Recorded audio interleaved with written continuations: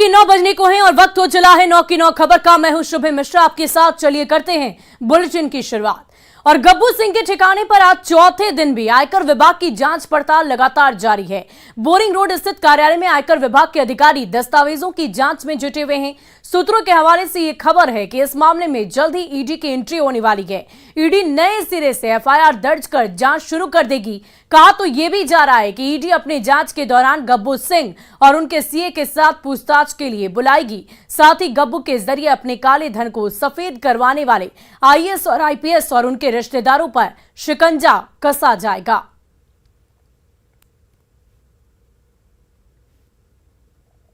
Hotel व्यवसायी और builder Gabbu Singh के ठिकाने पे आज भी जो है वो कार्रवाई जारी है। और देख सकते हैं कि यहाँ पे जो सीआरपीएफ के जो जवान तैनात किए गए हैं वो अभी भी यहाँ पे मौजूद हैं। और गोविंदा कंस्ट्रक्शन का ये कार्यालय है जहाँ पे लगातार आज चौथे दिन जो आयकर विभाग के अधिकारी हैं वो छानबीन कर रहे हैं।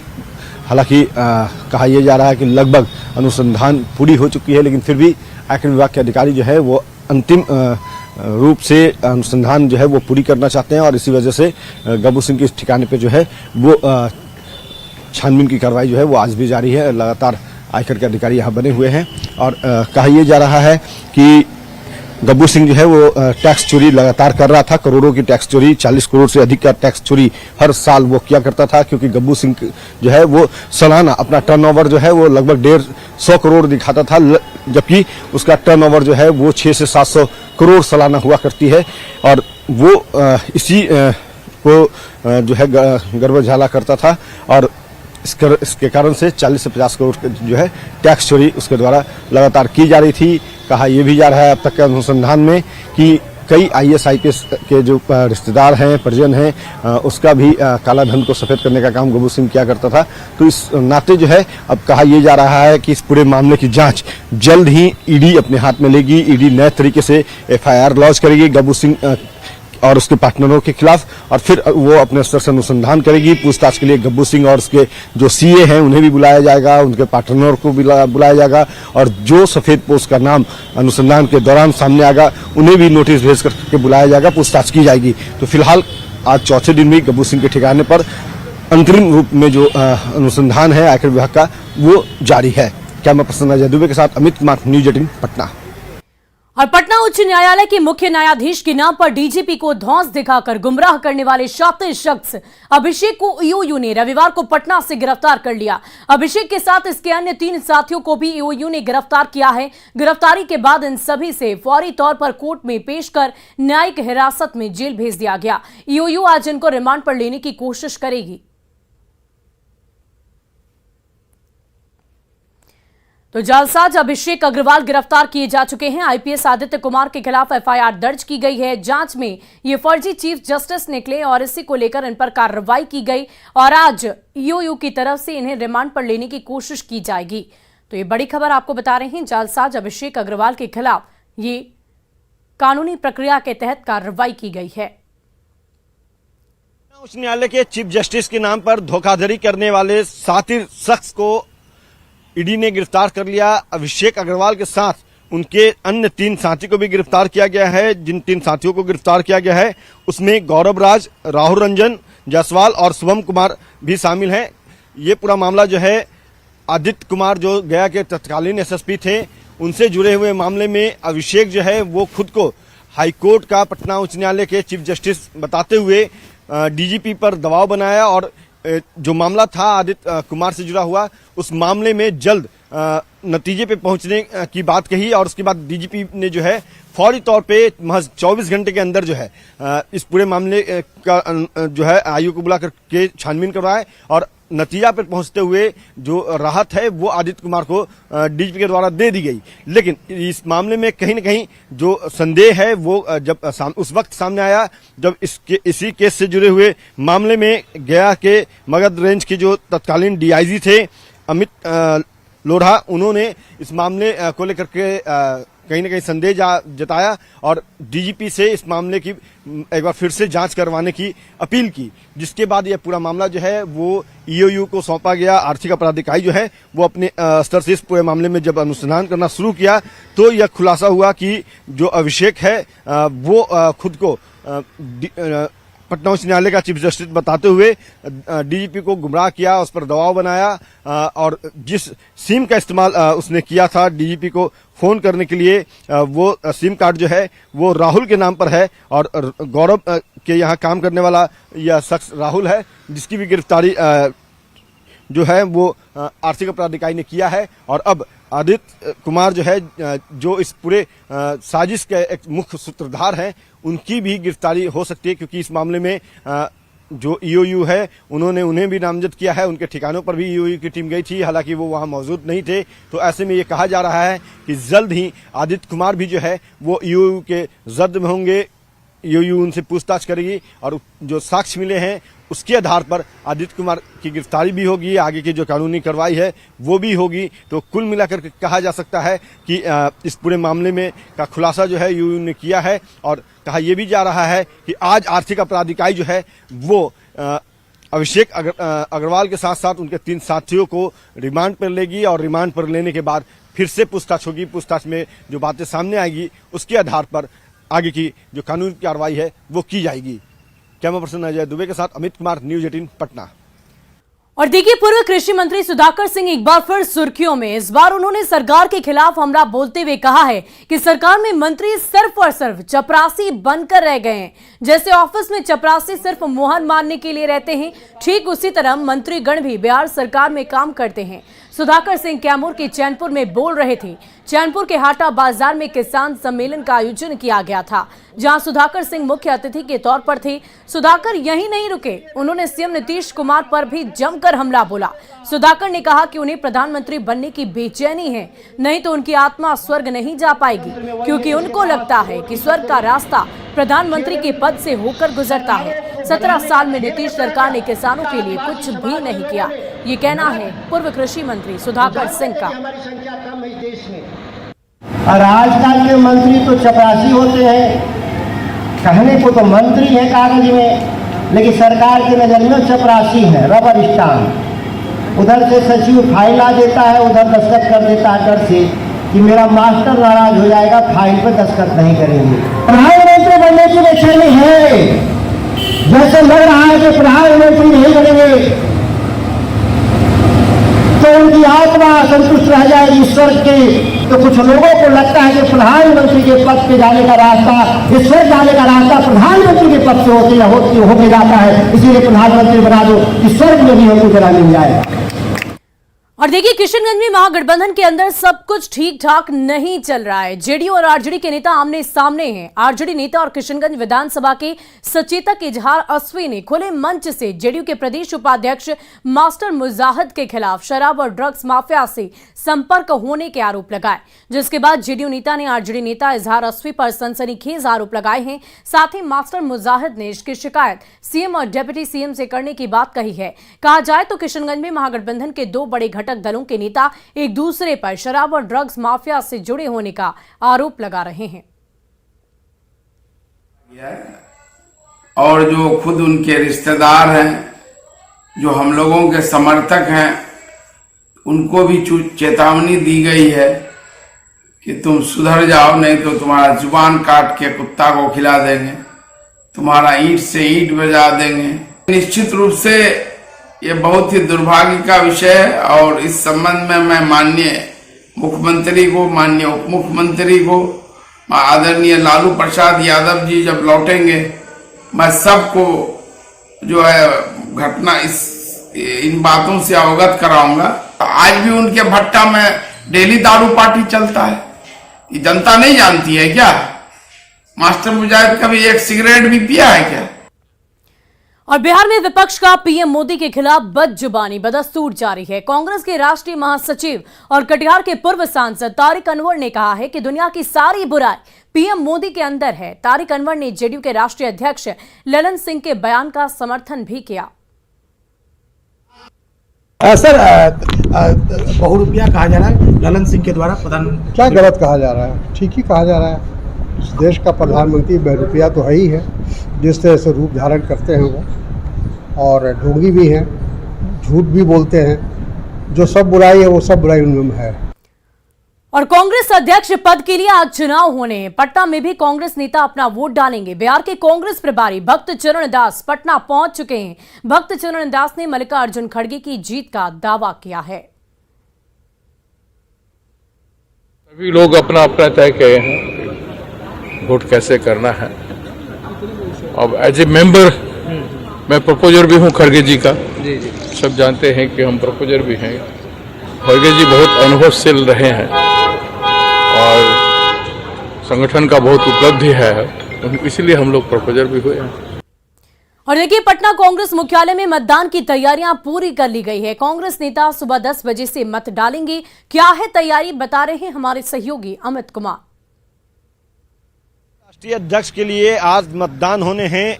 सुबह 10 बजे से मतदान जो है वो शुरू होगी और इसको लेकर के देख सकते हैं कि बिहार प्रदेश कांग्रेस कमेटी सदाकत आश्रम जो है यहाँ पे तमाम तैयारियां पूरी हो चुकी है।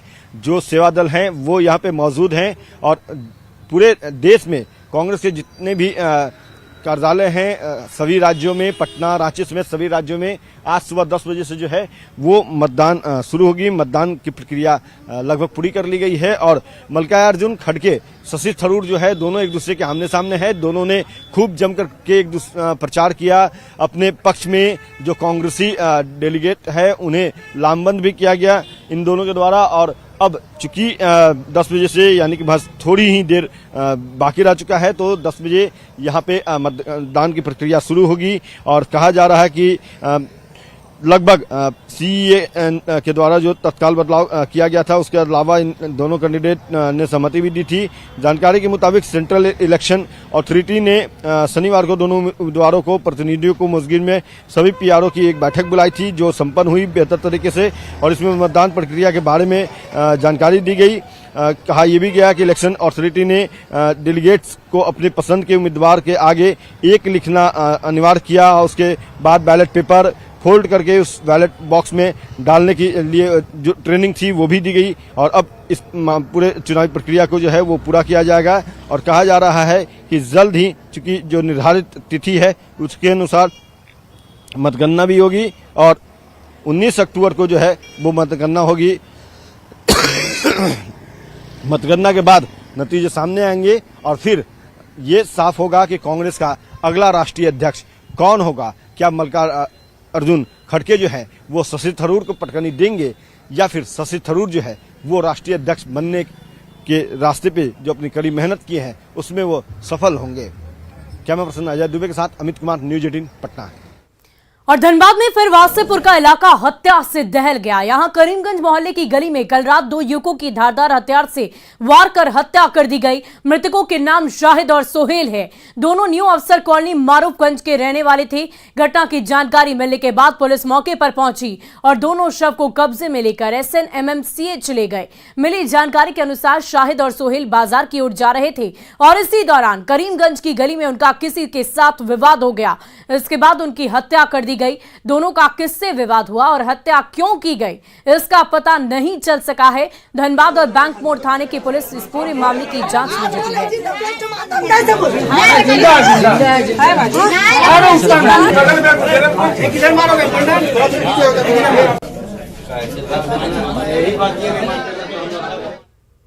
और धनबाद की बयाडी की बंद खान से शातिर तस्कर दिन रात काले हीरे की तस्करी कर रहे हैं। शातिर तस्करों ने कोयला निकालने के लिए खान के अंदर 2 किलोमीटर लंबी सुरंग खोद डाली है, जहां गरीब मजदूर अपनी जान की बाजी लगाकर कोयले का खनन कर रहे।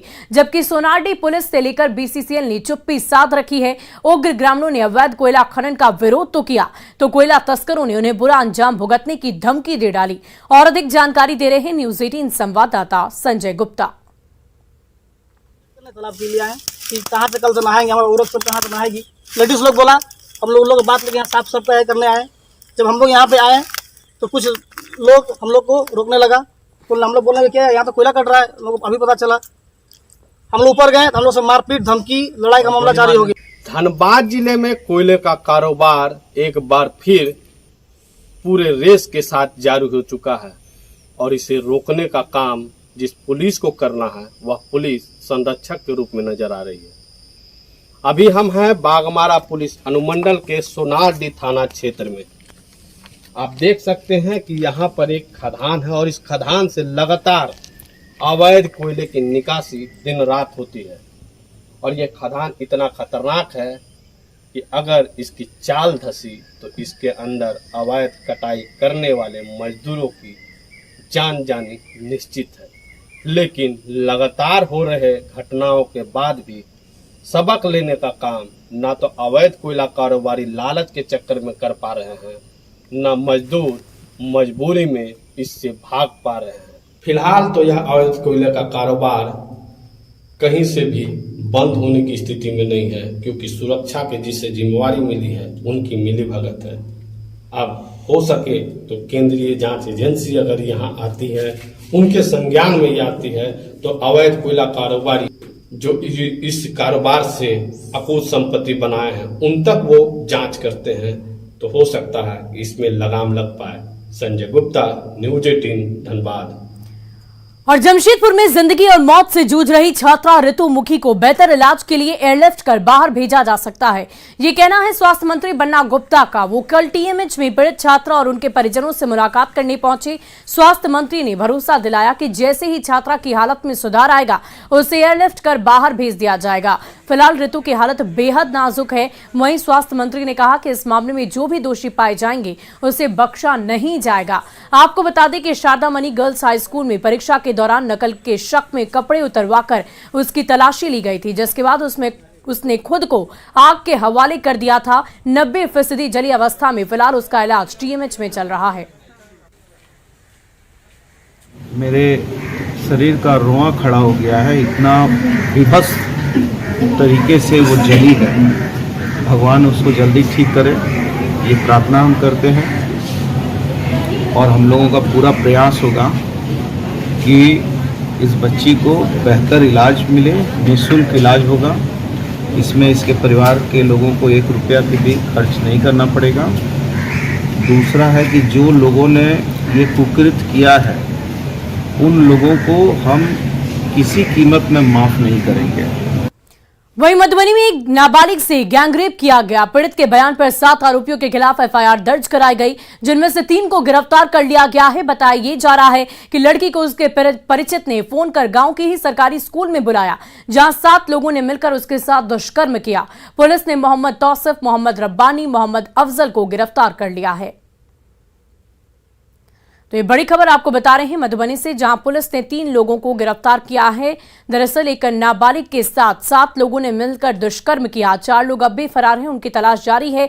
घर से बुलाकर स्कूल में गैंगरेप की घटना को अंजाम दिया गया। 7 लोगों ने मिलकर इस नाबालिग के साथ दुष्कर्म की घटना को अंजाम दिया। 7 लोगों के खिलाफ एफआईआर दर्ज की गई है। पुलिस ने 3 लोगों को गिरफ्तार कर लिया है। 4 की तलाश अब भी जारी है।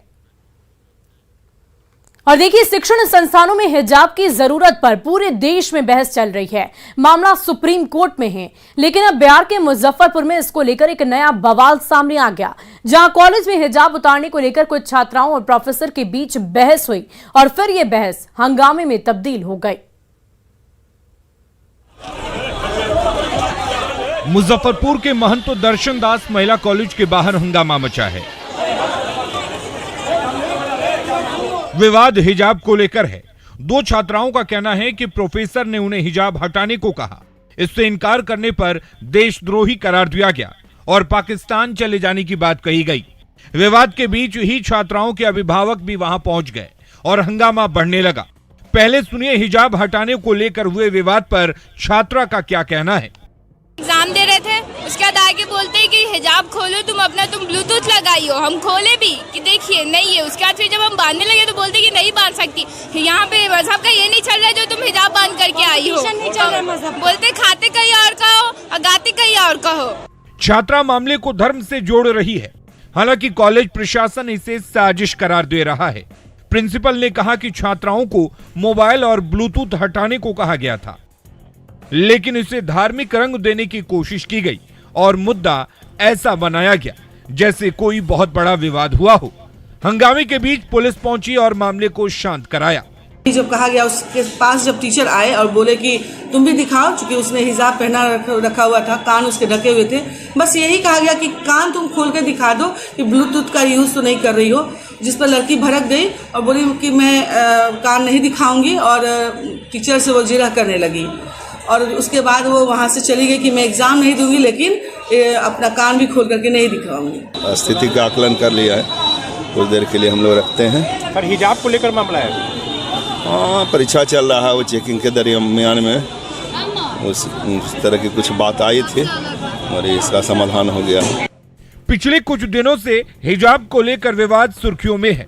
कर्नाटक से शुरू हुआ विवाद सुप्रीम कोर्ट तक पहुंचा। अब बिहार में भी इसकी गूंज सुनाई दे रही है। छात्राएं धर्म का हवाला दे रही हैं, तो कॉलेज प्रशासन हिजाब के बहाने दबाव बनाने की कोशिश करने का आरोप लगा रहा है। न्यूज़ 18 के लिए मुजफ्फरपुर से प्रियांक सौरभ की रिपोर्ट।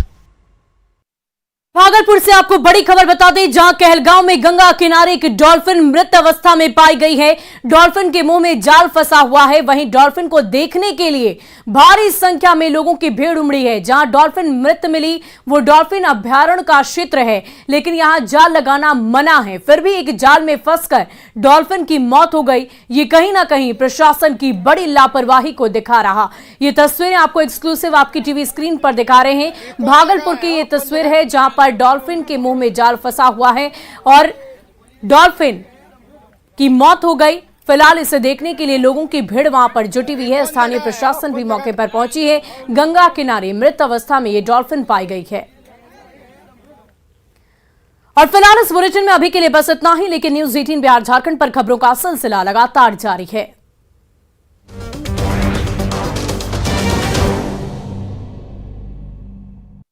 Headlines presented by